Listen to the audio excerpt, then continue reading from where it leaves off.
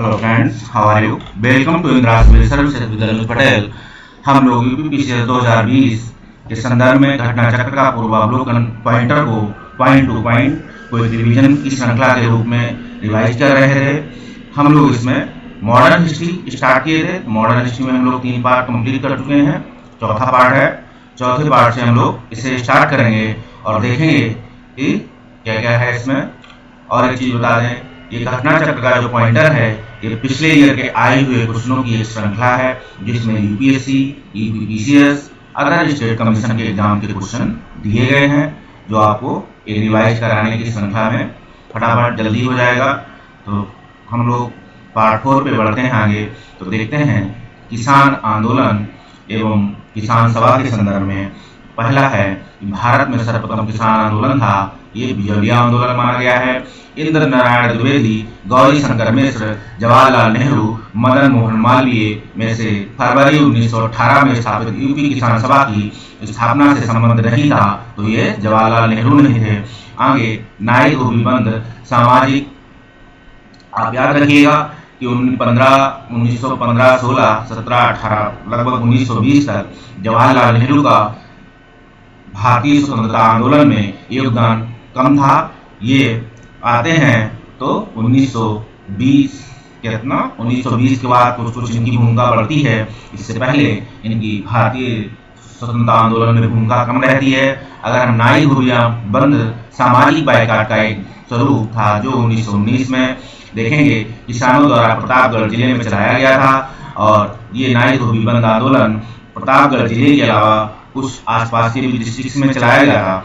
अगर क्वेश्चन कभी ऐसा पूछा जाए जिसमें प्रतापगढ़ जिला ना हो, आसपास के कोई डिस्ट्रिक्ट दिया हो, तब भी आप उसको आंसर नियरेस्ट आंसर के हिसाब से मानेंगे। आगे हम बात करें, वह है प्रदेश जहां बाबा रामचंद्र ने किसानों को संगठित किया था। ये अवध है। 1930 के दशक में देश के विभिन्न भागों के भिन्न भिन्न नेताओं द्वारा किसान आंदोलन चलाए गए थे। उनके प्रभाव क्षेत्र में सही सुमेलित था तो सहजानंद सरस्वती की बात है, वो बिहार से संबंधित थे। खुदाई खिदमतगार हैं। NWF जो ये नॉर्थ वेस्ट जो फ्रंटियर प्रोविंस एरिया था, खुदाई खिदमतगार, ये सभी किसान आंदोलन के संदर्भ में थे। तो सहजानंद सरस्वती बिहार और खुदाई खिदमतगार की बात करेंगे तो NWFC की बात करेंगे। और स्वामी रामानंद की बात होगी तो हैदराबाद हो गए, हैदराबाद। अब्दुल हमीद खां की बात होगी तो दक्षिणी असम की बात होगी। हम आगे बात करें अगर तो 1930 के दशक में किसान सभा आंदोलन में सक्रिय रूप से जुड़े थे स्वामी सहजानंद। और आगे हम बात करें अवध का एक आंदोलन का उद्देश्य था लगान का नगद में परिवर्तन। अखिल भारतीय किसान सभा के प्रथम जो सत्र के अध्यक्ष थे स्वामी सहजानंद सरस्वती थे। आगे हम बात करें वह जगह जहां अखिल भारतीय किसान सभा का पहला अधिवेशन हुआ था, ये लखनऊ स्थान था। अखिल भारतीय किसान सभा के संस्थापक अध्यक्ष थे स्वामी सहजानंद सरस्वती। और स्वामी सहजानंद का संबंध था बिहार के किसान आंदोलन के साथ, ठीक है। और आगे हम बात करें तो स्वामी सहजानंद सरस्वती ने भूमि जलमार्ग के राष्ट्रीयकरण की मांग के साथ अखिल भारतीय संयुक्त किसान सभा का गठन किया था। 2 क्वेश्चन यहाँ से बन सकते हैं। पहला है कि किसने भूमि और जलमार्ग के राष्ट्रीयकरण की बात की थी, तो स्वामी सहजानंद सरस्वती थे।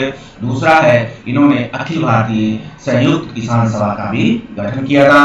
उनकी मृत्यु अगर और ये जो अखिल भारतीय किसान सभा की भूमि और जल के राष्ट्रीयकरण की मांग और अखिल भारतीय किसान सभा का गठन, उनकी मृत्यु के ठीक पहले ही ये दोनों चीजें हुई थी, घटनाएं घटी थी। एक तो मांग रखी और दूसरी उन्होंने गठन किया, जिसे अखिल भारतीय संयुक्त किसान सभा के नाम से जानते हैं। आगे हम चर्चा करें तो राजेंद्र प्रसाद, CR दास, मोतीलाल नेहरू, भगत सिंह में से बिहार में किसान आंदोलन से जुड़े थे तो राजेंद्र प्रसाद हैं। आगे हम अगर चर्चा देखते हैं तो बारडोली सत्याग्रह के बाद तो सरदार वल्लभ भाई पटेल हैं। और भारतीय किसान विद्यालय की बात होगी तो NG रंगा होंगे। और बंगाल प्रजा पार्टी की बात होगी तो फजल हक होंगे। और बकास पार्ट संघर्ष होंगे तो स्वामी सरस्वती होंगे। ये बकास जो संघर्ष है तो स्वामी सदानंद सरस्वती होगी, और बंगाल प्रजा पार्टी है तो फजलुल हक की संदर्भ में चर्चा होगी। हम आगे बात करें अगर तो देखेंगे कि भारतीय किसान विद्यालय एनजी रंगा, और ऐसे आप याद रखें इसे। आगे हम चर्चा करें तो बंगाल के तेभागा किसान आंदोलन की मांग थी जमींदारों के हिस्से को जो है फसल के आधे भाग के से कम करके 1/3 करना, जो 50% दे रहे थे लोग उसे उन्होंने 1/3 बात की है। आगे हम बात करेंगे तो बारडोली सत्याग्रह 1928 में हुआ था, सरदार वल्लभ भाई पटेल ने इसका नेतृत्व किया था। हम आगे चर्चा करेंगे और यहीं पर उन्हें सरदार की उपाधि दी गई थी। गांधी जी द्वारा महिलाओं की तरफ से दी गई थी, महिलाओं ने उपाधि दी थी, लेकिन सरदार शब्द अगर बोलेंगे तो इसे जो है महात्मा गांधी ने बोला था कि सरदार। अब महात्मा गांधी ने वल्लभ भाई पटेल को सरदार की उपाधि उनकी बड़ी संगठन क्षमता के कारण जिस आंदोलन में दी थी तो बारडोली सत्याग्रह में दी थी इसे। और आगे हम बात करें तो भूदान आंदोलन प्रारंभ किया था तो विनोबा भावे ने किया था। आचार्य विनोबा भावे का भूदान आंदोलन को प्रारंभ करने का संबंध स्थान था तो पोचमपल्ली था। और पोचमपल्ली आप देखेंगे कि आंध्र प्रदेश में स्थान है। यहीं से विनोबा भावे ने जो है कौन से भूदान आंदोलन की शुरुआत की थी। आगे हम चर्चा करते हैं तो देखते हैं कि भूदान आंदोलन का सर्वप्रथम प्रारंभ हुआ था आंध्र प्रदेश के राज्य में। हम आगे बात करें अगर तो ट्रेड यूनियन एवं साम्यवादी दल के संदर्भ में तो पहला अगर क्वेश्चन देखते हैं इसमें तो भारत में 1918 में प्रथम मजदूर संघ की स्थापना बीपी बाड़िया ने की थी, और अहमदाबाद टेक्सटाइल लेबर एसोसिएशन की स्थापना महात्मा गांधी ने की थी।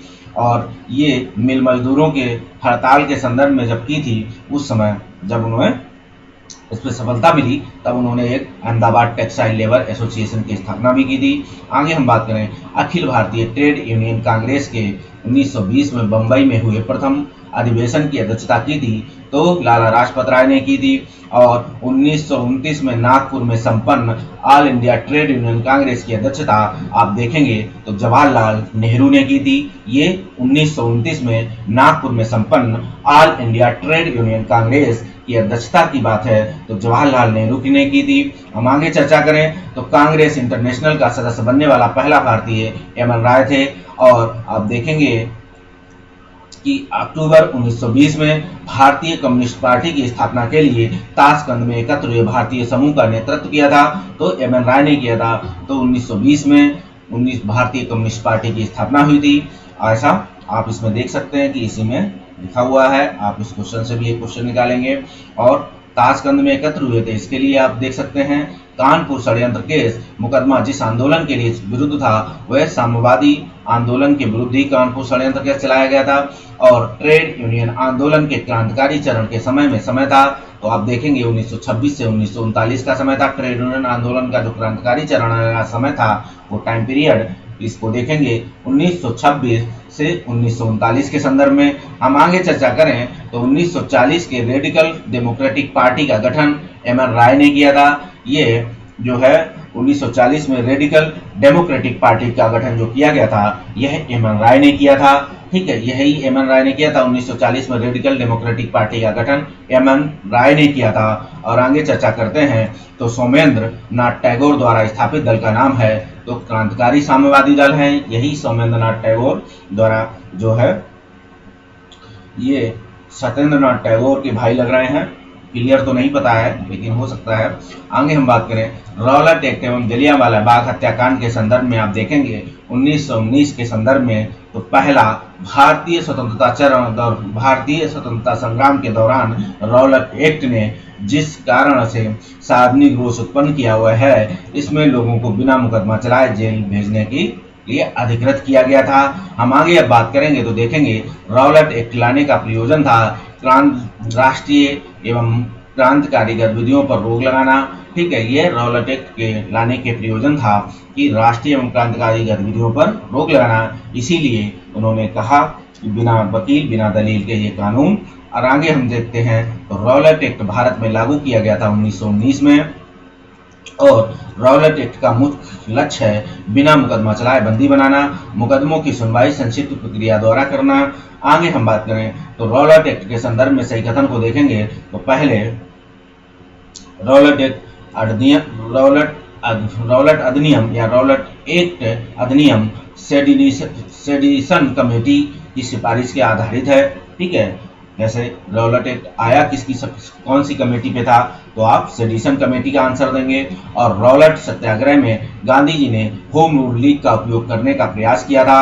अब हम बात करें अगर जब रॉलेट एक्ट पारित हुआ था उस समय भारत का वायसराय लॉर्ड चेम्सफोर्ड था। आगे हम देखते हैं कि रॉलेट एक्ट के भारतीय राष्ट्रीय कांग्रेस ने विरोध किया क्योंकि इसका लक्ष्य था क्या, व्यक्तिगत स्वतंत्रता को सीमित करना। और आगे हम चर्चा करें तो अखिल भारतीय राजनीति में गांधी का पहला साहसिक कदम था रॉलेट एक्ट का विरोध करना। ठीक है, केसरी हिंद की उपाधि त्यागी थी। आगे देखेंगे तो रॉलेट एक्ट के सत्याग्रह में और रॉलेट एक्ट के विरोध में लगान ना देने का आंदोलन चलाने का सुझाव दिया गया था। ये स्वामी श्रद्धानंद थे।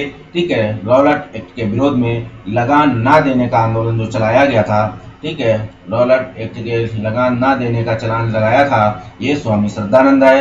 The anarchical and revolutionary crime act 1919 के बाद में हम चर्चा करेंगे। तो the anarchical and revolutionary crime act 1919 को हम रॉलेट एक्ट के नाम से ही जानते हैं। याद रखिएगा, ये अलग अलग चीजें नहीं है दोनों। और वह महत्वपूर्ण घटना जो जलियांवाले बाग नरसंहार के तुरंत बाद पूर्व घटी थी, उनको रॉलेट एक्ट द्वारा बनाया गया था। वह महत्वपूर्ण घटना जो जलियांवाले बाग नरसंहार के तुरंत पूर्व घटी थी रॉलेट एक्ट, तो ये रॉलेट एक्ट का बनना था। और हम बात करें अगर तो जलियांवाले बाग हत्याकांड 13 अप्रैल 1919 को हुआ था और जलियांवाले बाग कत्लेआम हुआ था अमृतसर में। और काफी संख्या में लोग अमृतसर में जलियांवाले बाग में 13 अप्रैल 1919 को एकत्रित हुए थे। ये डॉक्टर सैफुद्दीन किल्चू और डॉक्टर सतपाल की गिरफ्तारी के विरोध में, क्योंकि दोनों ही व्यक्तियों को क्या हुआ था, रॉलेट एक्ट कानून के तहत गिरफ्तार किया गया था बिना बताए। और ऐसी कोई घटना जिसके लिए इन्हें गिरफ्तार कर लिया था, इन्हीं के लिए, इनके समर्थन में और रॉलेट एक्ट के विरोध में जनता शांतिपूर्ण मार्च करने के लिए जो है अमृतसर के जलियांवाले बाग में क्या एकत्रित हुई थी, धरना प्रदर्शन कर रहे थे। उसी समय जनरल डायर ने क्या हुआ था, उन पे गोलियां चलवाई थी। अब 30 मई 1919 की को अपना अलंकरण हॉनर सरकार को जो लौटाने की वाले व्यक्ति थे, तो ये उपाधि इन्होंने लौटाई थी रविन्द्रनाथ टैगोर ने। वह जिसके विरोध में रविन्द्रनाथ टैगोर ने नाइटहुड की उपाधि त्यागी थी। तो जलियांवाले बाग यही ऑनर था उनके पास, डिलीट या कह सकते हैं ऑनर। तो जलियांवाले बाग नरसंहार के संदर्भ में है और जलियांवाले बाग हत्याकांड के विरोध में वायसराय की कार्यकारिणी परिषद की संस्था से इस्तीफा दिया था शंकरन नायर ने दिया था। ठीक है, शंकरन नायर ने वायसराय की परिषद से इस्तीफा दिया था। आगे हम चर्चा करें तो देखेंगे जलियांवाले बाग नरसंहार, डॉक्टर सत्यपाल को बंदी बनाया जाना तथा 1919 के अमृतसर कांग्रेस के अधिवेशन घटनाओं का सही क्रम देखेंगे तो डॉक्टर सत्यपाल का बंदी बनाया जाना, जलियांवाले बाग नरसंहार और 1919 के अमृतसर कांग्रेस के अधिवेशन की बात होती है। ठीक है, जलियांवाले बाग नरसंहार, डॉक्टर सत्यपाल को बंदी बनाया जाना तथा 1919 का अमृतसर कांग्रेस का अधिवेशन की घटनाओं का आप सही क्रम देखेंगे तो सबसे पहले आप देखेंगे कि सत्यपाल और सैफुद्दीन किल्ची को बंदी बनाया जाता है। इसके बाद जलियांवाले बाग का घटना घटती है। फिर 1919 का एक कांग्रेस अधिवेशन होता है। इसी अधिवेशन में आप देखेंगे कि कांग्रेस की एक कमेटी गठित होती है जो जलियांवाले बाग पे एक रिपोर्ट तैयार करने को और इस रिपोर्ट को लिखने का काम या जिसे प्रारूप तैयार करने का काम किया था। तो महात्मा गांधी थे इसके प्रमुख। और हंटर, आगे बात करें तो हंटर आयोग की नियुक्ति की गई थी जलियांवाले बाग हत्याकांड के बाद और जनरल डायर का नाम जुड़ा था जलियांवाले बाग की घटना से जुड़ा था। हम आगे बात करें जलियांवाले बाग की हत्याकांड करने के लिए जनरल डायर को मार डाला था। तो उधम सिंह ने गए थे, उधम सिंह लंदन गए थे इसकी इंजीनियरिंग की पढ़ाई करने, वहीं पे इन्होंने इस जनरल डायर को मारा था। और एक थे मदन लाल ढींगरा, इन्होंने कर्नल वाईवी को मारा था। दो ऑप्शन है, दोनों याद रखिएगा, अलग अलग कंफ्यूज मत कीजिएगा। और जलियांवाले बाग नरसंहार पर कांग्रेस जांच समिति की रिपोर्ट को प्रारूप लिखने का कार्य सौंपा गया था, तो महात्मा गांधी को सौंपा गया था। 1919 में जघन्य जलियांवाले बाग के कांड के समय भारत का वायसराय लॉर्ड चेम्सफोर्ड था। वह घटना जिसे मॉन्टेगू ने निवारक हत्या के नाम से विशेषीकृत किया था, तो मॉन्टेगू ने जो है निवारक हत्या के नाम से जो किया था उसे हम जलियांवाले बाग नरसंहार कहते हैं। आगे बात करें, वह एक्ट जिसके कारण सार्वजनिक रोष की लहर जो है फलस्वरूप जलियांवाले बाग में ब्रिटिश द्वारा जनसंहार की घटना घटी, तो द रॉलेट एक्ट थी। आगे बात करें अगर, तो खिलाफत आंदोलन शुरुआत होती है। तो खिलाफत आंदोलन में आप देखेंगे इसका प्रारंभ होता है शौकत अली और मोहम्मद अली द्वारा। इसका कारण था कि एक तो ऑटोमन साम्राज्य की रक्षा के लिए, दूसरा खिलाफत की रक्षा के लिए, और खलीफा की जो है खलीफा के पद की जो खलीफा का पद खत्म किया गया था, इसको दोबारा से उस पद पे बैठाने की बात थी। इसीलिए भारत में शौकत अली और मोहम्मद अली बंधुओं ने खिलाफत आंदोलन की शुरुआत की थी। खिलाफत आंदोलन के प्रमुख नेताओं में थे मौलाना मोहम्मद अली और शौकत अली। और इसके बात करें, खिलाफत आंदोलन का मुख्य उद्देश्य था तो भारत के मुसलमानों में ब्रिटिश विरोधी भावना उत्पन्न करना और ऑटोमन साम्राज्य की रक्षा। खिलाफत का रक्षण की खिलाफत का रक्षण का मतलब है कि जो खलीफा है इनके पद की जो ब्रिटेन ने क्या किया था, उसे खत्म किया था मुसलमानों के साम्राज्य को तोड़ने के लिए। इसलिए खिलाफत के रक्षण की बात होती है। यहाँ आगे हम चर्चा करें तो देखें कि 1919 में अखिल भारतीय खिलाफत सम्मेलन का अध्यक्ष चुना गया था। वह है महात्मा गांधी। ठीक है, अखिल भारतीय खिलाफत आंदोलन का जो अध्यक्ष चुने गए थे जो महात्मा गांधी, इनका अध्यक्ष चुना जाना ही जिन्ना को नागवार गुजरा था। जिन्ना ने इनकी आलोचना की थी। अब आगे बात करें तो महात्मा गांधी ने खिलाफत आंदोलन के समर्थन किया था। तो आप देखेंगे कि महात्मा गांधी ने क्या किया था, अंग्रेजों के खिलाफ अपने आंदोलन में भारतीय मुसलमानों को सहयोग प्राप्त करना चाहा था। और उन्होंने ये भी देखा था कि हिंदू मुस्लिम एकता का दोबारा से, क्योंकि 1900 एक तो दो चीजें घटनाएं घट चुकी थी कि कर्जन ने क्या किया था, बंगाल विभाजन किया था, फूट डालो राज करो की नीति पे। फिर आए मॉर्ले मिंटो साहब, इन्होंने क्या किया, प्रत्यक्ष निर्वाचन की बात, वो क्या नाम, अलग से निर्वाचन की बात की थी। तो मुसलमानों के लिए अलग से निर्वाचन की बात थी। मुस्लिम लीग की स्थापना हो चुकी थी और भारत में क्या हुआ था, धर्म के आधार पर लोगों को तोड़ा जा चुका था। क्रिया शुरू हुई थी। महात्मा गांधी इस घटना को समझ चुके थे। उन्होंने खिलाफत आंदोलन का समर्थन किया और मुसलमान और हिंदू को एक करने की कोशिश की, लेकिन घटना शायद कुछ और घट चुकी थी। आगे हम बात करें, जिसने खिलाफत आंदोलन को हिंदुओं और मुसलमानों की एकता के एक ऐसे अवसर के रूप में देखा जो 100 वर्षों में पुनः प्रस्तुत नहीं किया जा सकता, तो यही महात्मा गांधी ने कहा था। आगे बात करें तो खिलाफत आंदोलन के दौरान हाजी कुल मुल्क की पदवी किसने त्यागी थी, तो हाकिम अजमल खान ने त्यागी थी। वह जिसने गांधी जी को सावधान किया था कि मुस्लिम धार्मिक नेताओं एवं उनके अनुयायियों को कट्टरतापन को प्रोत्साहित न करें, तो ये व्यक्ति थे मोहम्मद अली जिन्ना। क्योंकि मोहम्मद अली जिन्ना नहीं चाहते थे कि गांधी जी मुस्लिमों का प्रतिनिधित्व बने या मुस्लिमों के नेता बने, क्योंकि जिन्ना खुद इसकी बागडोर आगे संभालना चाहते हैं। वैसी ही घटना घटी जैसा वो चाहते थे। मोहम्मद अली, शौकत अली और अबुल कलाम आज़ाद जिन्ना में से महात्मा गांधी की खिलाफत आंदोलन में भागीदारी की घोषणा की थी। तो ए जिन्ना ने की थी। मोहम्मद अली, शौकत अली, अबुल कलाम आज़ाद जिन्ना में से महात्मा गांधी की खिलाफत आंदोलन में भागीदारी की घोषणा देखोगे तो जिन्ना ने की थी। और खिलाफत आंदोलन का परिणाम था हिंदू मुस्लिम एकता के मतभेदों में हिंदू मुस्लिम मतभेदों में कमी आई। वह व्यक्ति जिसने 4 अप्रैल 1919 को दिल्ली की जामा मस्जिद के प्रवचन मंच से हिंदू मुस्लिम एकता पर भाषण दिया, ये स्वामी सच्चिदानंद थे, जो दिल्ली की जामा मस्जिद पर खड़े होकर हिंदू मुस्लिम एकता की बात की थी। ध्यान रखिएगा, स्वामी सच्चिदानंद थे। ऐसा ना समझिएगा कि स्वामी सच्चिदानंद तो धार्मिक और हिंदू कट्टरतावाद के प्रवर्तक थे, वो वहाँ कैसे जा सकते। उन्होंने देखा कि भारत में भाईचारा, सांस्कृतिक एकता, विविधता को एक करने का, हिंदू मुस्लिम को एक करने का एक है, तो स्वामी सच्चिदानंद भी आगे आए। आगे हम देखेंगे कि कांग्रेस ने खिलाफत आंदोलन का समर्थन किया, तो इसका खिलाफत की खिलाफत की पुनर्स्थापना के लिए मुसलमानों की सहानुभूति प्राप्त करने के लिए जवाहरलाल नेहरू, मदन मोहन मालवीय और मोहम्मद अली और तथा स्वामी सदानंद में से खिलाफत आंदोलन का जो समर्थन नहीं किया था, तो मदन मोहन मालवीय ने खिलाफत आंदोलन का इसलिए नहीं समर्थन किया था क्योंकि इनके जो कट्टर हिंदूवादी थे मदन मोहन मालवीय कह सकते हैं, और क्योंकि उनकी विचारधारा में उन्होंने इसे नहीं समझा जरूरत। और खिलाफत कमेटी की सभा जिसमें गांधी को असहयोग आंदोलन का नेतृत्व को संभालने का अनुरोध हुआ था, वह है इलाहाबाद में। आप देखेंगे 1920 की खिलाफत कमेटी की सभा जिसमें गांधी को असहयोग आंदोलन के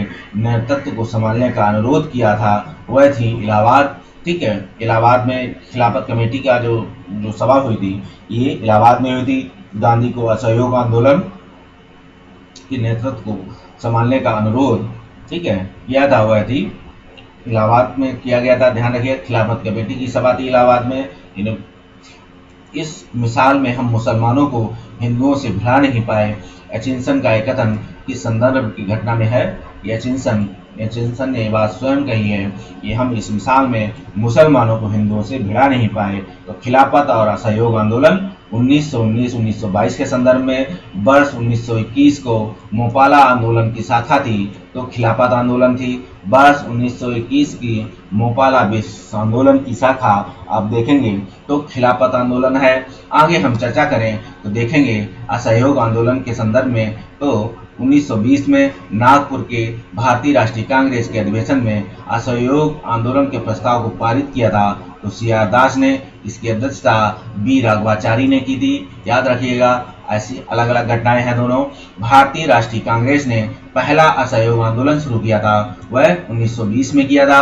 हम आगे देखते हैं तो महात्मा गांधी द्वारा चलाया गया प्रथम जन आंदोलन था असहयोग आंदोलन था, और 1 वर्ष में स्वराज का नारा दिया गया था गांधी जी द्वारा, तो असहयोग आंदोलन के समय दिया गया था। असहयोग आंदोलन का संबंध में सही कथन आप देखेंगे, इस आंदोलन की अवधि 1920 से 1922 तक की थी। ठीक है, क्योंकि 5 फरवरी 1922 को चौरी चौरा घटना घटने के बाद गांधी जी ने असहयोग आंदोलन स्थगित कर दिया। 1 वर्ष के भीतर इसका लक्ष्य था असहयोग आंदोलन का कि 1 वर्ष के भीतर स्वराज की प्राप्ति करने का इनका लक्ष्य था। इसमें बहिष्कार की योजना थी। आगे हम चर्चा करें असहयोग आंदोलन के संदर्भ में। कांग्रेस सर्वप्रथम जन आंदोलन बनी थी। हिंदू मुस्लिम एकता में वृद्धि हुई। जनता के मन में ब्रिटिश शक्ति का भय टूट गया था। आप देखेंगे इसके कांग्रेस सर्वप्रथम जन आंदोलन बनी। ये असहयोग आंदोलन से आप देखेंगे कि सच्ची बात है क्या हुआ कि कांग्रेस सर्वप्रथम जन आंदोलन असहयोग आंदोलन में बनी और हिंदू मुस्लिम एकता में वृद्धि हुई। इससे जनता के मन में ब्रिटिश शक्ति का भय टूटा। ऐसा असहयोग आंदोलन की ये जो है प्राथमिकताएं हैं या सफलताएं हैं। हम आगे चर्चा करें तो देखेंगे कि ब्रिटिश सरकार ने महात्मा गांधी को जो उपाधि दी थी उसे हम असहयोग आंदोलन में वापस कर दिया था।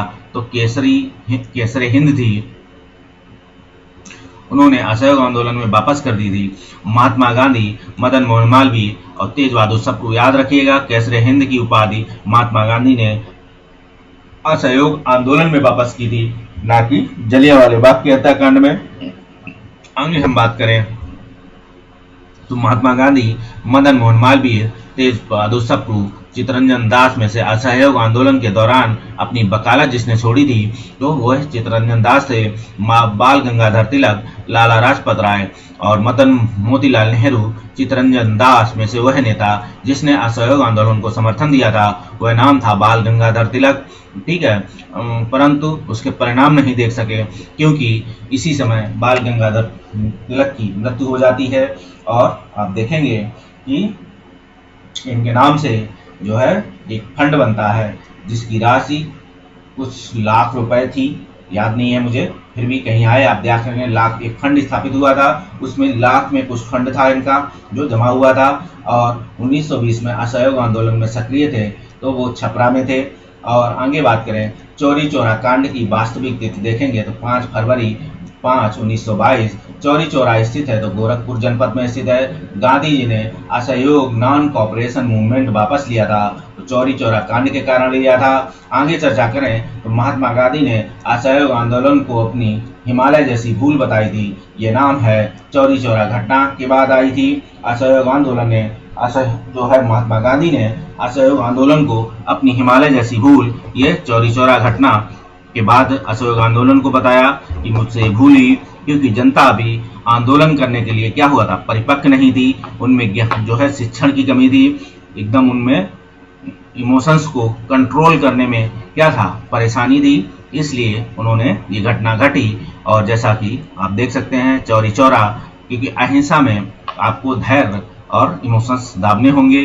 तो चौरी चौरा की घटना के समय महात्मा गांधी देखेंगे बारदोली में थे, और असहयोग आंदोलन 1920 में प्रारंभ हुआ और समाप्त हुआ है तो 1922 में। दिल्ली में 24 फरवरी 1922 को आयोजित अखिल भारतीय कांग्रेस समिति, ठीक है, याद रखिएगा, ये अखिल भारतीय हर साल 2 बैठकें होती थी। एक था कांग्रेस का अधिवेशन, दूसरा होता था अखिल भारतीय कांग्रेस की एक समिति होती थी, उसकी भी एक वार्षिक बैठक होती थी।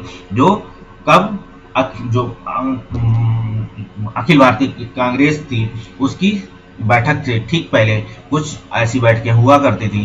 तो अखिल भारतीय कांग्रेस समिति की बैठक में असहयोग आंदोलन वापस लेने के लिए गांधी जी के विरुद्ध जो है निंदा प्रस्ताव पारित हुआ था। इस प्रस्ताव को प्रस्तुत करने वाले व्यक्ति थे कौन, डॉक्टर मुंजे। और आगे बात करें तो असहयोग आंदोलन के साथ स्थगन संबंधी घटनाओं का अगर सही क्रम देखेंगे तो सबसे पहले चौरी चौरा घटना में पुलिस क्या करती है, गोलीकांड कर देती है पुलिस। इससे क्या होती है, जनता में रोष उत्पन्न हो जाता है, 2 या 3 व्यक्ति इसमें मारे जाते हैं। उसी समय उग्र भीड़ द्वारा पुलिस थाने को जलाना और गांधी जी द्वारा आंदोलन स्थगन और फिर गांधी जी की गिरफ्तारी होती है।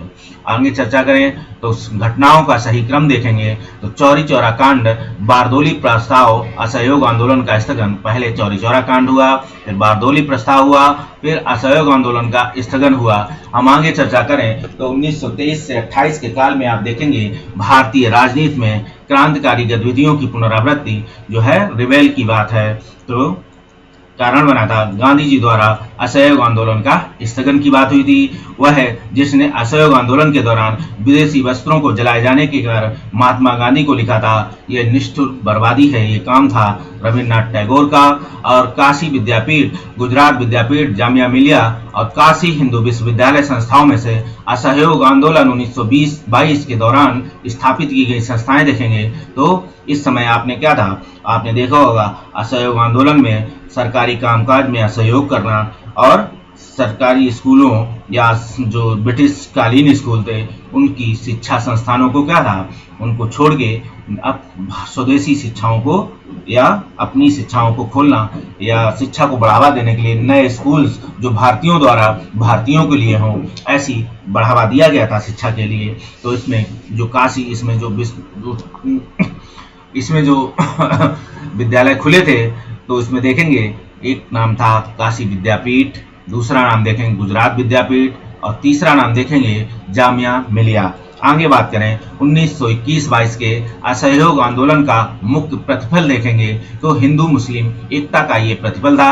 असहयोग आंदोलन में जो अंग्रेजों ने पिछले कुछ वर्षों में क्या था, हिंदू मुस्लिम एकता में जो दरारें डाली थी वो असहयोग आंदोलन, खिलाफत और असहयोग आंदोलन को आके कंप्लीट फिर से एक हो गए ये लोग। आगे बात करें और दूसरी चीज़ और भी थी, 19 जो ये घटनाएं घटी थी उससे पहले ही आप देखेंगे 1916 में जो लखनऊ का अधिवेशन हुआ था कांग्रेस का, इसमें था जो मुस्लिम और कांग्रेस के बीच क्या हुआ था, एक समझौता हुआ था। उस समझौते में आप देखेंगे कि दोनों ने बात स्वीकार कर ली। कांग्रेस द्वारा पृथक निर्वाचक मंडल की बात मुस्लिम लीग की स्वीकार कर ली थी। यही एक घटना आगे चल के जो है भारत के विभाजन का मूल कारण बनी। और आगे देखेंगे कि यहीं पे फिर 1921 से 22 तक आप देखेंगे ये एक बने रहने के मूल रीजन भी थे। तो 1885 में देखेंगे भारतीय राष्ट्रीय कांग्रेस की स्थापना होती है। 1905 में बंगाल विभाजन होता है। 1909 में मार्ले मिंटो सुधार होता है। 1930 में सविनय अवज्ञा आंदोलन होता है। हम आगे चर्चा करें तो 31 दिसंबर 1929 को भारतीय राष्ट्रीय कांग्रेस का लाहौर अधिवेशन होता है और 23 मार्च 1931 को भगत सिंह, सुखदेव, राजगुरु को फांसी होती है और 1 अगस्त 1920 को असहयोग आंदोलन का आरंभ होता है। और आगे बात करें तो 1 अगस्त 1920 असहयोग आंदोलन का आरंभ, अप्रैल 1919 में रौलट सत्याग्रह होता है। आप देखेंगे अलग अलग घटनाएं हैं, याद रखिएगा। पहला 29 को घटना है जो 1929 को वो भारतीय राष्ट्रीय कांग्रेस का जो लाहौर अधिवेशन होता है, ठीक है। लाहौर अधिवेशन में आप देखेंगे इस लाहौर में रावी नदी के तट पे होता है, ये भी क्वेश्चन पूछा जाता है। और इस अधिवेशन की अध्यक्षता पूछा जाए तो आप जवाहरलाल नेहरू मारेंगे। क्यों? यहाँ पे जवाहरलाल नेहरू ने क्या हुआ था, तिरंगा फहराया था। और एक घटना और भी घटी थी, याद कीजिए कि संविधान बनाने की बात यहाँ पे कही गई थी, जिसे आप आगे बताएंगे जब ये आएगा क्वेश्चन। 23 मार्च 1931 को भगत सिंह, सुखदेव, राजगुरु को हुआ थी फांसी हुई थी। 1 अगस्त 1920 को असहयोग आंदोलन प्रारंभ हुआ था और अप्रैल 1919 को रौलट सत्याग्रह की बात हुई थी। आगे हम चर्चा करें तो महात्मा गांधी द्वारा 1922 में आप देखेंगे असहयोग आंदोलन स्थगित कर दिया गया था, क्योंकि इस स्थगन का CR दास एवं मोतीलाल नेहरू द्वारा क्या किया गया था, विरोध किया गया था, ठीक है। इस महात्मा गांधी द्वारा 1922 में असहयोग आंदोलन स्थगित कर दिया, सही का स्टेटमेंट है। स्थगन का CR दास, मोतीलाल नेहरू ने विरोध किया था, बिल्कुल सही बात है। और विरोध करने के बाद इन्होंने क्या किया था, लेकिन ये व्याख्या नहीं, पहले इस क्वेश्चन को कंप्लीट कर देते हैं। ये आपस दोनों ही स्टेटमेंट ठीक हैं, लेकिन ये व्याख्या नहीं कर रहे दोनों तरफ से ही। आगे हम बात करें, लेकिन क्वेश्चन दोनों सही हैं। यहाँ 2 घटनाएं हैं। इसके विरोध के बाद CR दास और मोतीलाल नेहरू ने स्वराज पार्टी गठित की 1923 में, जो क्या था, लेजिस्लेटिव असेंबली में सरकार के कामों में बाधा डालना और जनता के प्रति जो है थोड़ी सहानुभूति बनी रहे और जनता के कार्यों को, सामाजिक समस्याओं को जो है सदन में उठाना, ऐसी घटनाओं के लिए इन्होंने स्वराज पार्टी की गठन किया था। हम आगे अगर चर्चा करें इसी के एक क्वेश्चन के संदर्भ में, यहाँ पे आप देखेंगे तो सुभाष चंद्र बोस आते हैं और जवाहरलाल नेहरू आते हैं। इन्होंने एक संगठन की स्थापना की, ठीक है। एक लीग थी, नाम नहीं आगे आएगा, बताएंगे अभी आएगा नाम वो। तो चलिए आगे स्टार्ट करते हैं। स्वराज पार्टी का गठन 1923 में होता है। भारत में स्वराज पार्टी की स्थापना जिन कारणों से हुई थी वह है गांधी द्वारा असहयोग आंदोलन वापस लेना, काउंसिलों में प्रवेश कर उन्हें काम न करने देकर 1919 में भारत शासन अधिनियम का उच्छेदन करना, ठीक है। ये कारण थे, इसलिए स्वराज पार्टी का गठन किया था। स्वराज पार्टी के निर्माण के लिए कांग्रेस के अध्यक्ष पद से त्याग पत्र दिया था, तो ये नाम था CR दास। और स्वराज पार्टी के गठन जो है असफलता, असहयोग आंदोलन की असफलता के बाद हुआ था। मोतीलाल नेहरू CR दास द्वारा 1923 में गठित पार्टी का नाम था स्वराज पार्टी। और मोतीलाल नेहरू जो है, मोतीलाल नेहरू स्वराज दल के नेता थे। श्रीनिवास अयंगर, चित्तरंजन दास और विट्ठल भाई पटेल सी राजगोपालाचारी में से जो दल के नहीं थे स्वराज पार्टी से, आप देखेंगे सी राजगोपालाचारी। और आगे बात करें मोतीलाल नेहरू, CR दास, NC केलकर, राजेंद्र प्रसाद स्वराज पार्टी से संबंधित नहीं थे, तो राजेंद्र प्रसाद नहीं थे। राजेंद्र प्रसाद, राजगोपालाचारी ये सभी गांधी जी के अनुयायी और हिमायती थे, तो स्वराज पार्टी के सदस्य नहीं हो सकते। आगे हम बात करें, देशबंधु नाम से प्रसिद्ध है तो चित्तरंजन दास को माना जाता है। और स्वराज आम जनता के लिए होना चाहिए, केवल वर्गों के लिए नहीं, ऐसा काम, ऐसा स्टेटमेंट, ऐसी बात बोले थे CR दास कि स्वराज आम जनता के लिए होना चाहिए, केवल वर्गों के लिए नहीं। तो ये स्टेटमेंट स्वराज को CR दास ने कहा था। आगे कांग्रेसी नेताओं द्वारा मॉन्टेगू चेम्सफोर्ड रिपोर्ट की निंदा करने पर कई नरमपंथियों ने पार्टी को छोड़कर गठन किया था, तो इंडियन लिबरल फेडरेशन पार्टी था। इंडियन लिबरल फेडरेशन पार्टी का जो गठन किया था, ठीक है, कांग्रेसी नेताओं ने मॉन्टेगू चेम्सफोर्ड की निंदा करने पर क्या हुआ था, कई नरमपंथी पार्टी के सदस्य थे, उन्होंने कांग्रेस पार्टी छोड़ी और इंडियन लिबरल फेडरेशन पार्टी का गठन किया था। 16 दिसंबर 1922 को इंडिपेंडेंस पार्टी बनाने का निर्णय लिया था। इंडिपेंडेंस मतलब स्वराज पार्टी। तो मदन मोहन मालवीय और मोतीलाल नेहरू, इंडिपेंडेंस पार्टी स्वराज अलग है, इंडिपेंडेंस अलग है, ये 22 में घटित हो रहा है, याद रखिएगा। तो इंडिपेंडेंस पार्टी की बात होगी तो मदन मोहन मालवीय और मोतीलाल नेहरू की बात होगी। सेंट्रल लेजिस्लेटिव असेंबली में प्रथम भारतीय अध्यक्ष जो स्पीकर थे वो विट्ठल भाई पटेल थे। आगे हम चर्चा करें तो देखेंगे जो है राष्ट्रीय नेता जो 1925 में सेंट्रल लेजिस्लेटिव असेंबली का अध्यक्ष निर्वाचित हुए थे तो ये विट्ठल भाई पटेल थे। आगे बात करें, साइमन कमीशन भारत आया था 1928 में और साइमन कमीशन के आने के विरोध भारतीय जन आंदोलन, क्योंकि साइमन कमीशन में कोई भी भारतीय सदस्य नहीं था। आप देखेंगे साइमन कमीशन के आने के विरुद्ध भारतीय जन आंदोलन हुआ, क्योंकि साइमन कमीशन में कोई भी सदस्य भारतीय नहीं था। अब आगे हम चर्चा करें, साइमन कमीशन आयोग की नियुक्त किया गया था 1927 में। 1928 की बात होगी तो आप देखेंगे 1928 में साइमन कमीशन क्या हुआ था। साइमन कमीशन में जिस उद्देश्य से आया था प्रशासनिक सुधार पर विचार करने के लिए। आगे हम चर्चा करें तो साइमन कमीशन का वह सदस्य जो उदारवादी दल से था तो सर जॉन साइमन, जिसके द्वारा सुझाव पर भारतीयों को साइमन कमीशन से बाहर रखा गया था। ये काम लॉर्ड इरविन ने किया था और लॉर्ड इरविन उस समय भारत के वायसराय थे। और आगे बात करें, कांग्रेस ने साइमन आयोग का बहिष्कार किया। ठीक है, सही कथन है। आगे हम चर्चा करें तो देखेंगे कि साइमन आयोग ने एक भी सदस्य भारतीय नहीं था, इसलिए ऐसी घटना घटी और दोनों ही कथन सही और आपस में व्याख्या कर रहे हैं दोनों तरफ से। आप साइमन कमीशन के संबंध में सही कथन देखेंगे तो उनकी नियुक्ति 1919 के एक्ट के क्रियान्वयन की पूछताछ के लिए की गई थी, जिसके अध्यक्ष सर जॉन साइमन थे और उसने भारतीय प्रकार की सरकार के लिए जो है संस्तुति की थी। भारतीय नेताओं ने उसका विरोध किया था, जो उसकी नियुक्ति 1919 एक्ट के क्रियान्वयन की पूछताछ के लिए की गई थी। ठीक है, जो साइमन कमीशन संबंध सही है तो इसकी नियुक्ति आई थी 1919 एक्ट के क्रियान्वयन की पूछताछ या समीक्षा के लिए। इसके अध्यक्ष सर जॉन साइमन थे जो उदारवादी दल से थे।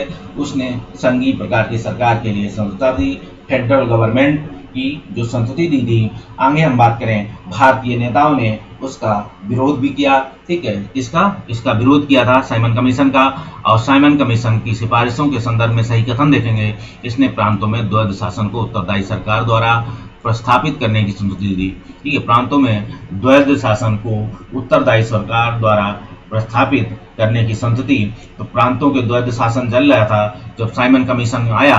तो साइमन कमीशन के बाद जब 1935 में नया एक्ट आता है तो आपने देखा होगा कि साइमन कमीशन की ये संतति स्वीकार कर ली जाती है और प्रांतों से द्वैध शासन की समाप्ति होती है। आगे हम बात करें, लाला लाजपत राय घायल हुए थे साइमन कमीशन के विरोध में हुए लाठीचार्ज के संदर्भ में। पंजाब केसरी की उपाधि देखेंगे तो लाला लाजपत राय को दी गई थी। 1928 के लाहौर में लाला लाजपत राय ने क्या हुआ था, नेतृत्व में साइमन कमीशन का विरोध का आयोजित किया था। साइमन कमीशन में एक भी सदस्य भारतीय शामिल नहीं था। दोनों ही कथन सही हैं और व्याख्या कर रहे हैं। नेहरू रिपोर्ट तैयार की थी और नेहरू रिपोर्ट मोतीलाल नेहरू ने तैयार की थी। ये नेहरू रिपोर्ट साइमन कमीशन के, जो साइमन कमीशन बोलते हैं कि भारतीयों में इतनी क्षमता और योग्यता नहीं है कि भारतीयों के लिए वो खुद समीक्षा संविधान या बना सके कानून। इसी के लिए कांग्रेस ने एक कमेटी तैयार की नेहरू के अंदर। नेहरू ने वो रिपोर्ट तैयार की जिसमें उन्होंने भारत के लिए संविधान और मूल अधिकार लिखने की बात की थी, मतलब उन्होंने लिखा, तैयार किया। और नेहरू रिपोर्ट के प्रत्युत्तर में जिन्ना ने एक 14 सूत्री कार्यक्रम भी लिखा था। आप याद रखिएगा, दोनों घटनाएं अलग अलग हैं लेकिन एक ही काल में घटी हुई हैं।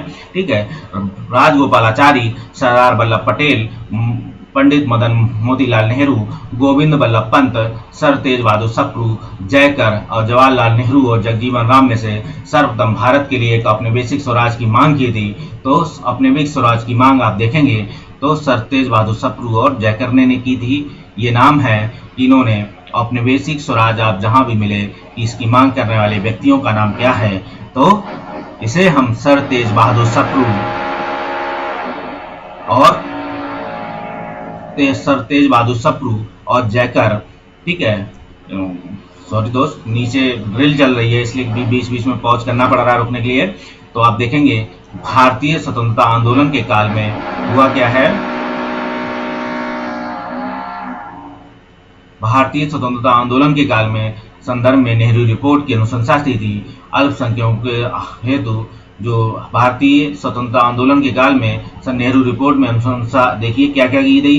अल्पसंख्यक आरक्षित स्थानों के लिए संयुक्त निर्वाचन की बात थी, जबकि मुस्लिम जो 14 जिन्ना का 14 सूत्री फार्मूला था वहां पृथक निर्वाचन की बात थी, ठीक है। तो अल्पसंख्यकों हेतु आरक्षित स्थानों के लिए संयुक्त निर्वाचन क्षेत्र हो, संविधानों में भारतीयों के लिए मौलिक अधिकारों के प्रावधान की बात थी।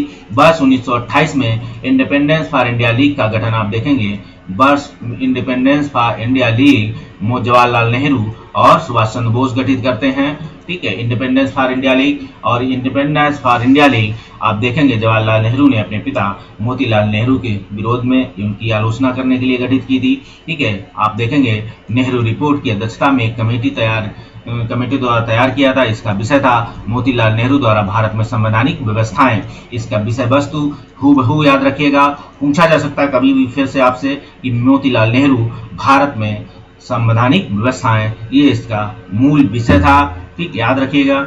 मुस्लिम लीग जिस अधिवेशन में यम जिन्ना ने अपना 14 सूत्री प्रस्ताव रखा था वो 1929 में दिल्ली में मुस्लिम लीग के अधिवेशन में हुआ था।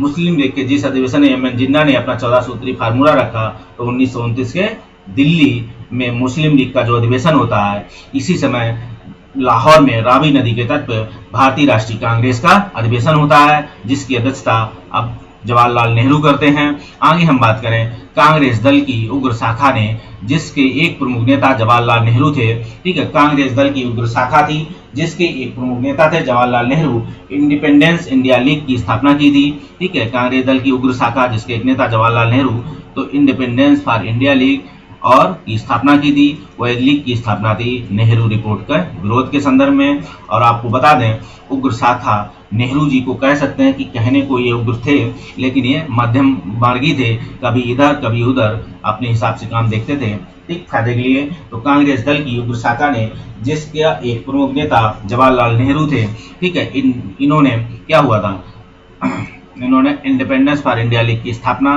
की थी नेहरू रिपोर्ट के विरोध में। अब हम बात करें कांग्रेस द्वारा का लाहौर अधिवेशन 1929 के संदर्भ में एक पूर्ण स्वराज प्रस्ताव पारित किया जाता है इस लाहौर अधिवेशन में, ठीक है।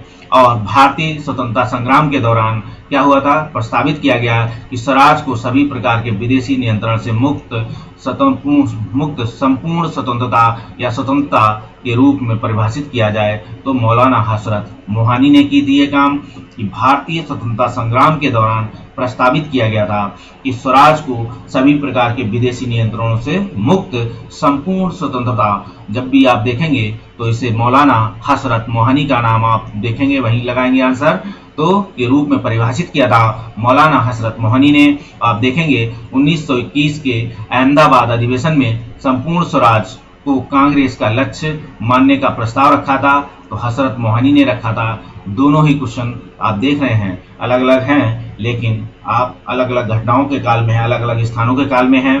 तो 1921 में एक अधिवेशन होता है, ये लाहौर अधिवेशन है जहाँ पूर्ण स्वराज प्रस्ताव पारित होता है, लेकिन 1921 में ही अहमदाबाद के अधिवेशन में आप देखेंगे तो कांग्रेस का लक्ष्य था, हसरत मोहानी जो कांग्रेस के सदस्य थे, तो इसमें अहमदाबाद अधिवेशन होता है 1921 का, ठीक। 1921 के अहमदाबाद अधिवेशन में जो है पूर्ण स्वराज शब्द को कांग्रेस का लक्ष्य मानने का प्रस्ताव रखा था, ये हसरत मोहानी थे।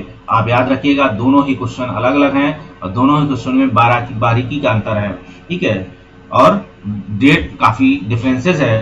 तो पूर्ण स्वराज की बात पहले ही हो चुकी थी तो कांग्रेस की उससे, तो 1921 में अहमदाबाद का अधिवेशन होता है, उसमें पूर्ण स्वराज की बात कांग्रेस का लक्ष्य मानने का एक प्रस्ताव रखने वाले व्यक्ति थे, ठीक है, हसरत मोहानी उनका नाम है, मौलाना हसरत मोहानी। उसी संदर्भ में पहला क्वेश्चन, इससे पहले वाला क्वेश्चन था भारतीय स्वतंत्रता संग्राम के दौरान प्रस्तावित किया गया कि स्वराज को सभी प्रकार के विदेशी नियंत्रण से मुक्त संपूर्ण स्वतंत्रता के रूप में परिभाषित किया जाए, ये मौलाना हसरत मोहानी ने बोला था। अब आगे बात करें कांग्रेस ने पहली बार भारत की स्वतंत्रता का प्रस्ताव पारित किया था, तो 1929 में, ठीक है, रावी नदी के तट पे, ठीक, स्वतंत्रता का प्रस्ताव कांग्रेस ने पहली बार भारत की स्वतंत्रता का प्रस्ताव कांग्रेस के अधिवेशन में पारित किया था, ठीक है, अपने मंच से। तो ये नाम कांग्रेस का लाहौर अधिवेशन 1929 था। आगे चर्चा करें तो देखते हैं कि पूर्ण स्वराज का प्रस्ताव लाहौर अधिवेशन लाहौर कांग्रेस में पारित किया गया था। तो पूर्ण स्वराज की बात 1929 में हुई थी। और भारतीय राष्ट्रीय कांग्रेस का वह अधिवेशन जिसमें पूर्ण स्वराज का प्रस्ताव पारित किया था, इसकी अध्यक्षता जवाहरलाल नेहरू ने की थी। आगे बता दें तो कांग्रेस के 1929 के लाहौर अधिवेशन का लक्ष्य पूर्ण स्वराज घोषित किया गया था। तो ये काम था पूर्ण स्वराज का लक्ष्य घोषित जवाहरलाल नेहरू ने किया था। ये अध्यक्ष थे। 31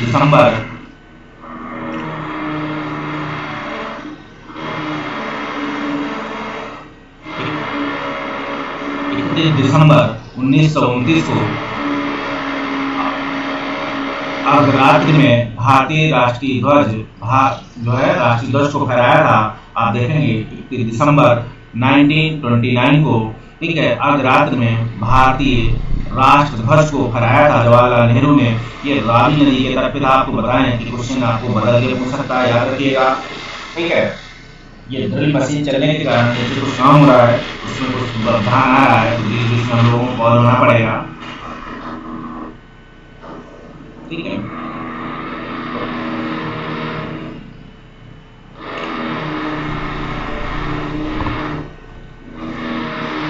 दिसंबर की घटना घटती है। 31 दिसंबर 1929 को अर्धरात्रि में भारतीय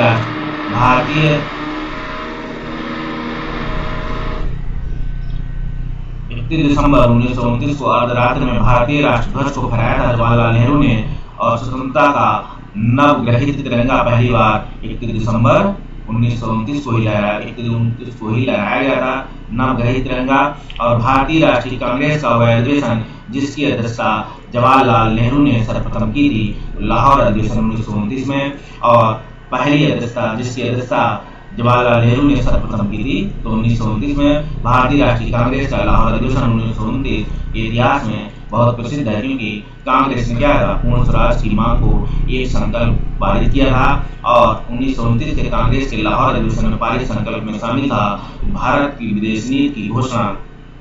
इसमें दूसरी घटना घटी, भारत की विदेश नीति की घोषणा की गई, पूर्ण स्वराज के लक्ष्य को घोषणा की गई, सविनय अवज्ञा आंदोलन प्रारंभ करने की तैयारी की गई। आगे बात करें पूर्ण स्वराज संकल्प को भारतीय राष्ट्रीय कांग्रेस के लाहौर अधिवेशन को प्रस्तुत किया गया, तो जेएल नेहरू ने किया था। पूर्ण स्वराज संकल्प को क्या किया था, भारतीय राष्ट्रीय कांग्रेस के लाहौर अधिवेशन में प्रस्तुत किया था, ये जेएल नेहरू ने किया था। हम आगे बात करें तो देखेंगे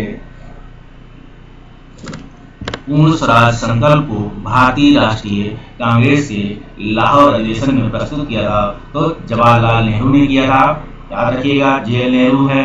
आगे सविनय अवज्ञा आंदोलन की शुरुआत होती है। आप देखेंगे कि कार्यकारी कमेटी की सविनय अवज्ञा आंदोलन प्रारंभ करने का अधिकार दिया गया था, तो लाहौर सत्र में, ठीक है, लाहौर सत्र में घटनाओं घटती है कि कार्यकारी कमेटी को जो है सविनय अवज्ञा आंदोलन प्रारंभ करने का अधिकार लाहौर सत्र में ही होता है कांग्रेस के जो। और गांधी जी द्वारा डांडी मार्च प्रारंभ किया था 12 मार्च 1930 को डांडी मार्च शुरू किया था। और गांधी जी ने डांडी यात्रा प्रारंभ की थी, तो आप देखेंगे साबरमती से वह प्रांत जिसके सत्याग्रहों की संख्या महात्मा गांधी के डांडी कूच में सर्वाधिक थी, तो वह प्रांत है कौन, गुजरात। आगे बात करें तो देखेंगे कि असहयोग आंदोलन, नमक सत्याग्रह, बारडोली कूच, भारत छोड़ो आंदोलन में से भारत महिलाओं की भागीदारी सर्वाधिक मानी गई है, वो नाम है नमक सत्याग्रह। नमक सत्याग्रह में महिलाओं की भागीदारी सर्वाधिक थी। आगे बात करें डांडी मार्च शुरू किया गया था, तो नमक कानून तोड़ने के लिए डांडी मार्च शुरू किया गया था। डांडी मार्च, भारत छोड़ो आंदोलन, साइमन कमीशन का आगमन और गांधी इरविन समझौते में से सबसे पहले घटित घटना देखेंगे तो साइमन कमीशन का आगमन होता है। ठीक, साइमन भारत डांडी मार्च, आपको बता दें कि अगर साइमन कमीशन आया, साइमन कमीशन के बाद होता है डांडी मार्च देखेंगे, अगर इसमें से लगाना जाए, और इसके बाद देखेंगे तो गांधी इरविन समझौता होता है, और इसके बाद देखेंगे तो भारत छोड़ो आंदोलन की शुरुआत, अगर इन पर लगाया जाए सीरियल। आगे बात करें महात्मा गांधी द्वारा नमक आंदोलन वर्ष 1930 में चलाया गया था। महात्मा गांधी का उद्देश्य गरीबों को नमक मुफ्त में उपलब्ध हो। आज ये क्वेश्चन गलत है, याद रखिएगा। मुफ्त में गरीबों को नमक सबके लिए बात थी, ठीक है। और आगे बात करें, सत्य के विरुद्ध अधिकार इस लड़ाई में, सत्य के विरुद्ध अधिकार इस लड़ाई में मैं विश्व की सहानुभूति चाहता हूँ। ये गांधी की दांडी मार्च यात्रा से संबंधित है। इस सत्य के विरुद्ध अधिकार, ठीक है, कि इस लड़ाई में मैं विश्व की सहानुभूति चाहता हूँ, ऐसा स्टेटमेंट गांधी जी ने दांडी यात्रा के समय बोला था। और महात्मा गांधी की दांडी यात्रा में विषय में शर्त देखेंगे, यह पूर्णतः एक पैदल यात्रा थी। साबरमती आश्रम से आरंभ होकर इसका समापन दांडी में हुआ। यह था साबरमती आश्रम में शुरू समूची यात्रा 24 दिनों में पूरी हुई थी, ठीक है, याद रखिएगा इसे। और नमक सत्याग्रह के समय गांधी जी के गिरफ्तार हो जाने के बाद क्या हुआ, आंदोलन के नेता के रूप में उसका स्थान लिया गया तो अब्बास तैयब जी ने लिया था। जब नमक सत्याग्रह समय गांधी जी गिरफ्तार हुए तो आंदोलन की बागडोर अब्बास तैयब जी ने संभाली। आगे बात करें तो देखेंगे जो है महात्मा गांधी धसना नामक गोदाम पर कांग्रेस कार्यकर्ताओं के धावे के समय थे, तो अरबदा जेल में थे। आप देखेंगे महात्मा गांधी धसना नामक गोदाम पर कांग्रेस कार्यकर्ताओं के धावे के समय अरबदा जेल में थे, ठीक है। जो महात्मा गांधी धसना नामक गोदाम पर जो है कांग्रेस कार्यकर्ताओं के धावे के समय, ठीक है, एक धसना नामक जगह है जिस गोदाम पर कांग्रेस कार्यकर्ताओं ने क्या हुआ था, धाबा पर बोल दिया था। तो उस समय गांधी जी अरबदा जेल में थे।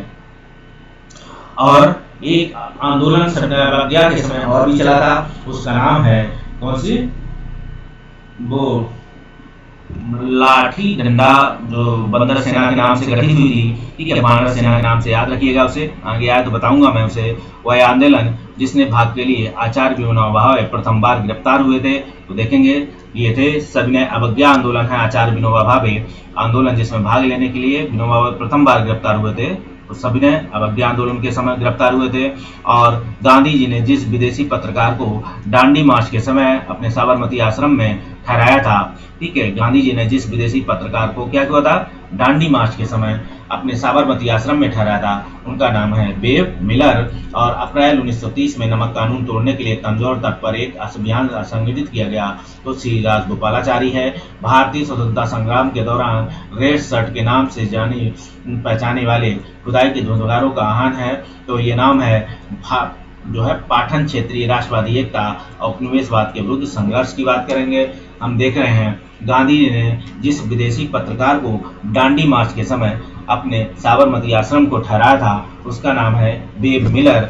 और अप्रैल 1930 में नमक कानून तोड़ने के लिए तंजौर तट पर एक अभियान संगठित किया गया, उसका नाम था सी राजगोपालाचारी। आगे बात करें तो हम देखेंगे भारतीय स्वतंत्रता संघर्ष के दौरान रेड शर्ट के नाम से पहचाने जाने वाले खुदाई के आंदोलनकार थे पठान क्षेत्रीय राष्ट्रवादी एकता और उपनिवेशवाद के विरुद्ध। आप इसे याद रखिएगा कि जो विनोबा भावे जो भूदान आंदोलन के समय नहीं प्रथम बार गिरफ्तार किए थे, आप सविनय अवज्ञा आंदोलन के समय गिरफ्तार किए गए थे। दूसरा, गांधी जी ने जिस विदेशी पत्रकार को दांडी मार्च के समय अपने साबरमती आश्रम में ठहराए थे, ये बेब मिलर थे। ये बेब मिलर अमेरिकी पत्रकार थे, ये भी याद रखिएगा। और अप्रैल 1930 में नमक कानून तोड़ने के लिए तंजौर तट पे अभियान सी राजगोपालाचारी थे।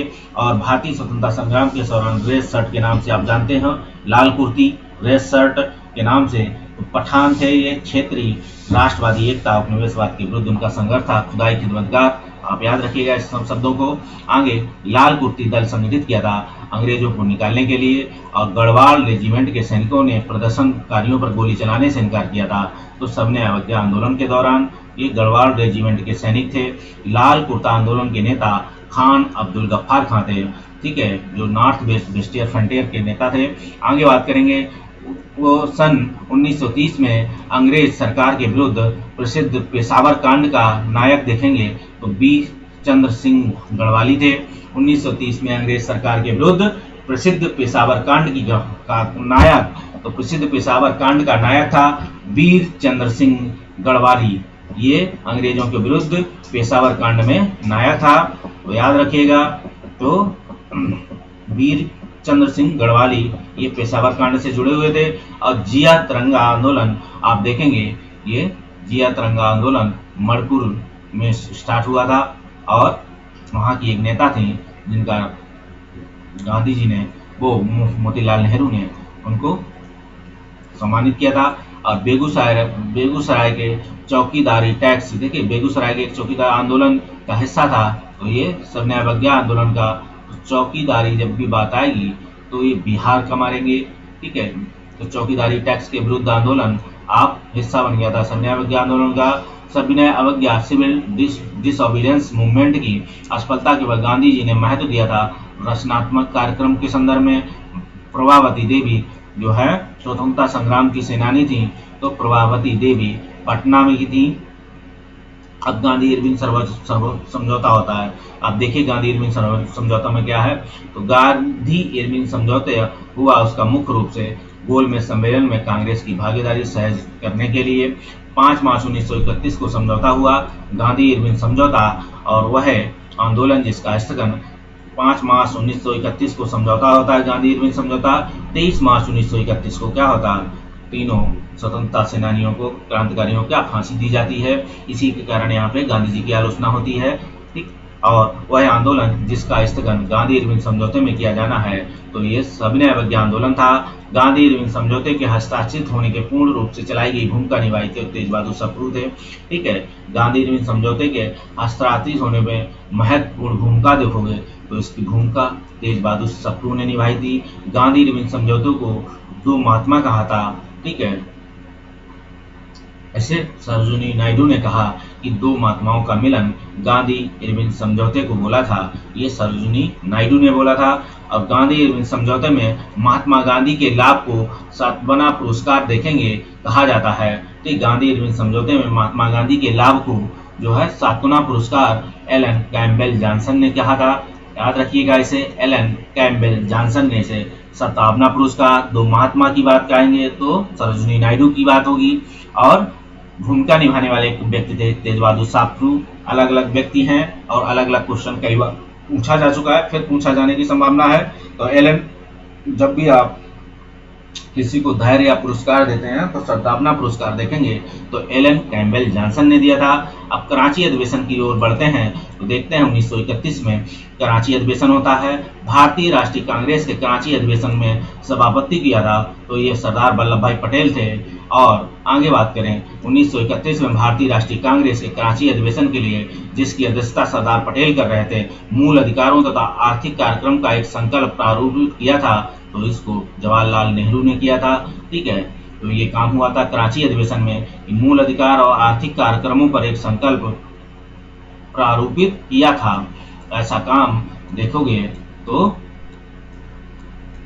आर्थिक कार्यक्रम, तो संकल्प प्रारूपित करने वाले व्यक्ति थे पंडित जवाहरलाल नेहरू, ठीक है। मूल अधिकार तथा आर्थिक कार्यक्रमों पर एक संकल्प का प्रारूपित करने वाले व्यक्ति पंडित जवाहरलाल नेहरू, और 31 की अध्यक्षता कराची वल्लभ भाई पटेल। आगे बात करें भारतीय राष्ट्रीय कांग्रेस के कराची अधिवेशन 1931 में महात्मा गांधी की लोकप्रियता और सम्मान की पराकाष्ठा माना है, तो इसे ये जो है एमसी बोस ने, ठीक है, एमसी बोस थे। भारतीय राष्ट्रीय कांग्रेस के कराची अधिवेशन 1931 को, ठीक है, एससी बोस ने, सुभाष चंद्र बोस नाम है इनका, एमसी नहीं एससी है ये, ठीक है, एससी याद रखिएगा, एससी बोस, सुभाष चंद्र बोस है इनका पूरा नाम। तो भारतीय राष्ट्रीय कांग्रेस के कराची अधिवेशन 1931 को महात्मा गांधी की लोकप्रियता और सम्मान की पराकाष्ठा माना, तो सुभाष चंद्र बोस ने। आगे बात करें भारतीय स्वतंत्रता संघर्ष से संबंधित घटनाओं को सही क्रम देखेंगे तो गांधी इरविन समझौता, भगत सिंह को फांसी, भारतीय राष्ट्रीय कांग्रेस का कराची अधिवेशन, द्वितीय गोलमेज सम्मेलन। आप देखेंगे भारतीय स्वतंत्रता संग्राम से संबंधित घटनाओं का कालक्रम देखें तो गांधी इरविन समझौता 5 मार्च 1931, और देखेंगे आगे भगत सिंह को फांसी 23 मार्च 1931, और भारतीय राष्ट्रीय कांग्रेस का अधिवेशन 1931। इसके बाद आप देखेंगे क्योंकि इसी में कराची अधिवेशन में ही तीनों स्वतंत्रता कार्यक्रम का क्रांतिकारियों क्या है जो है सम्मानित, या उनको शांति के लिए जो है बात होती है। आगे शहीद के रूप में उनकी गिनती दी जाती है। द्वितीय गोलमेज सम्मेलन, इसके बाद द्वितीय गोलमेज सम्मेलन होता है कि पहले गोलमेज जो सम्मेलन होता है उसमें कांग्रेस भाग नहीं लेती है और समझौता असफल होता है। इसके लिए फिर कांग्रेस और इरविन के बीच समझौता होता है। तब द्वितीय उसमें देखेंगे गांधी गोलमेज सम्मेलन में गांधी जी जो है कांग्रेस के प्रतिनिधि बनकर कहाँ जाते हैं, इंग्लैंड, और किस जहाज से जाते हैं, राजपूताना जहाज से। आप याद रखिएगा, पूछा गया है इसे का नाम। तो भारतीय राष्ट्रीय आंदोलन से संबंधित घटनाओं का सही क्रम देखेंगे तो गांधी इरविन समझौता, राजगुरु को फांसी, ठीक है, गांधी इरविन समझौता होता है, राजगुरु को फांसी होती है, राजगुरु भगत सिंह और सुखदेव को, और भारतीय राष्ट्रीय कांग्रेस का कराची अधिवेशन ये बाद में होता है। और भारतीय स्वतंत्रता संग्राम से संबंधित घटनाओं का अगर सही क्रम देखें तो गांधी इरविन समझौता, भगत सिंह को फांसी, भारतीय राष्ट्रीय कांग्रेस का कराची अधिवेशन, ठीक है। आप देखेंगे फिर इस कराची अधिवेशन सही क्रम देखेंगे। पूना समझौता अलग है। पुणे समझौते में देखेंगे कि गांधी जी क्या हो जाते हैं, गांधी जी धरने पे या भूख हड़ताल पे बैठ जाते हैं। अम्बेडकर की क्या है, जो है अलग पृथक निर्वाचन की बात होती है, उसमें जब वो भी अपने लिए बात करने लगते हैं कि मुझे भी पृथक निर्वाचन चाहिए, ठीक है, अपने वर्ग के लिए, लोगों के लिए, तो गांधी जी इस बात के लिए धरने या भूख हड़ताल पे बैठते हैं। और फिर इस पे सीटों पर इनका निपटारा होता है कि उनकी सीटों की संख्या बढ़ा दी जाती है, उस पे जाके समझौता होता है कंप्लीट। आगे बात करें गोलमेज सम्मेलन, और एक चीज याद रखना कि ये समझौता भी कराने वाले दो व्यक्ति थे, एक नाम था तेज बहादुर सप्रू, एक नाम था जयकर, याद रखिएगा, ठीक है। आगे आएगा तो हम बताएंगे, नहीं अभी हिस्ट्री पढ़ाएंगे तो उसमें बताएंगे, ठीक है। आगे बात करें गोलमेज सम्मेलन के संदर्भ में चर्चा, तो मौलाना मोहम्मद अली, मौलाना अब्दुल कलाम आजाद, महात्मा गांधी, पंडित जवाहरलाल नेहरू में से वह भारतीय नेता जिसने लंदन में प्रथम गोलमेज सम्मेलन में भाग लिया था, ठीक है, वो थे मौलाना मोहम्मद अली। इन्होंने जो है प्रथम गोलमेज सम्मेलन में भाग लिए। और जो है अम्बेडकर थे, अम्बेडकर ने तीनों गोलमेज सम्मेलनों में भाग लिया। आप याद रखिएगा, प्रथम गोलमेज सम्मेलन के बारे में सही कथन है तो 1930 में आयोजित हुई थी। इसमें साइमन आयोग की रिपोर्ट पर चर्चा करनी थी। इसका आयोजन लंदन में हुआ था। आप याद रखिएगा, गोलमेज सम्मेलन हुआ था। गोलमेज सम्मेलन में 1919 के अधिनियम पर साइमन कमीशन आयोग गठित हुआ था। उस साइमन कमीशन के सहयोग जो रिपोर्ट गठित की थी, उस रिपोर्ट पे चर्चा करने के लिए गोलमेज सम्मेलन आयोजित किए गए थे और आयोजन लंदन में हुआ था। और जो है लंदन में संपन्न हुए गोलमेज सम्मेलनों में भारतीय ईसाइयों का प्रतिनिधित्व केटी पाल ने किया था। अलग अलग लोगों ने अलग अलग किया था। अगर भारतीय ईसाई का प्रतिनिधित्व पूछा जाए तो आप केटी पाल मानेंगे, ठीक।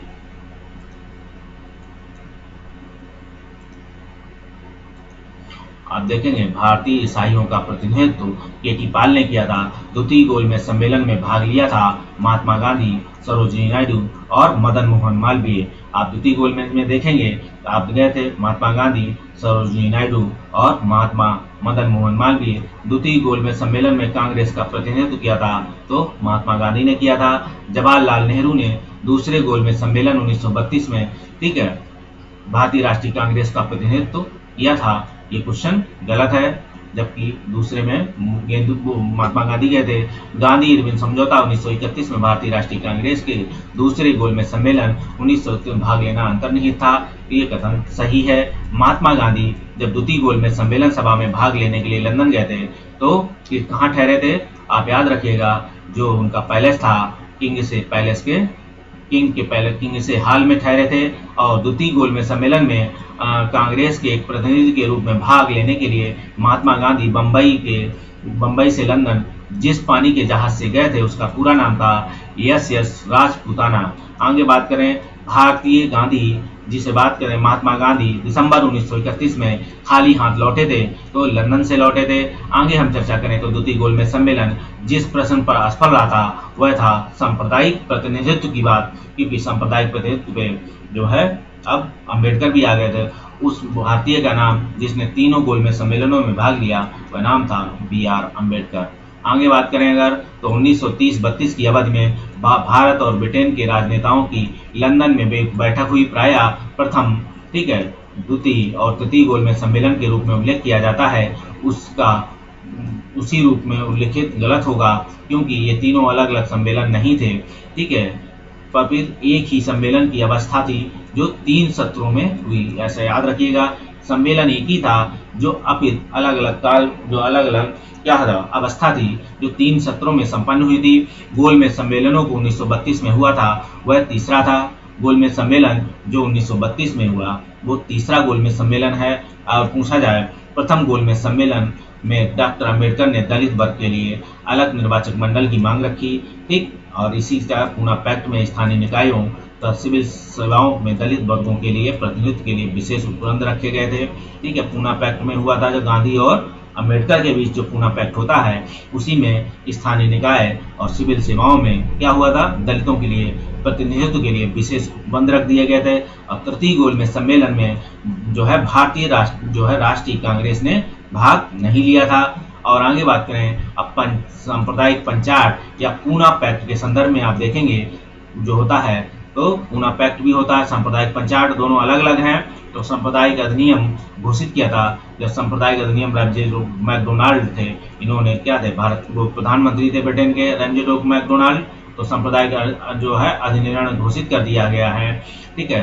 तो रंजे मैकडोनाल्ड थे और अगस्त 1932 में आप देखेंगे रंजे मैकडोनाल्ड ने जो है सांप्रदायिक पंचायत द्वारा पहली बार पृथक निर्वाचन समूह बनाया, तो अछूतों के लिए, ठीक है, जो आप देखेंगे शूद्र वर्ग के लिए ऐसे कह सकते हैं।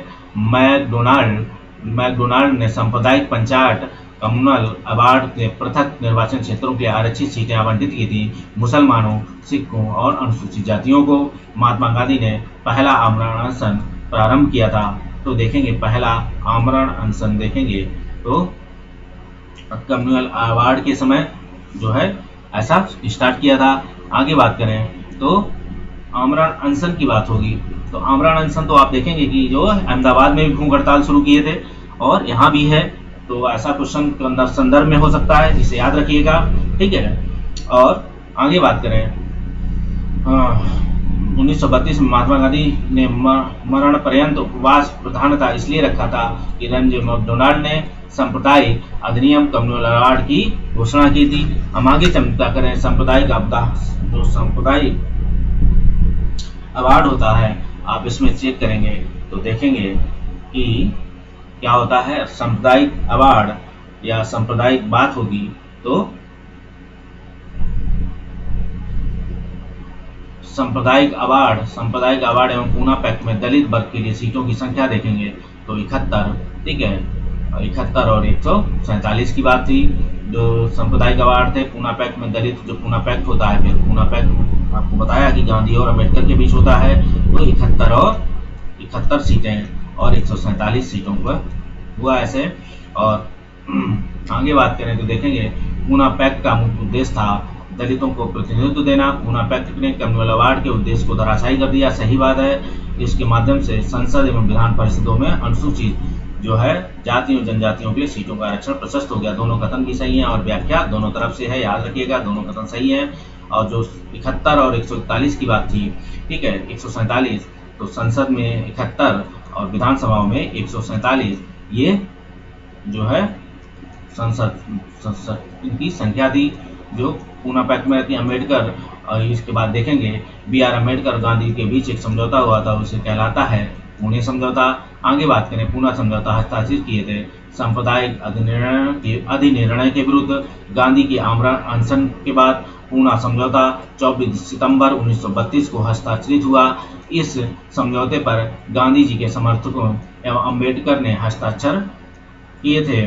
गांधी जी ने इस पर हस्ताक्षर नहीं किए थे, जो गांधी जी की तरफ से गांधी जी के जो समर्थक थे उन्होंने किए थे।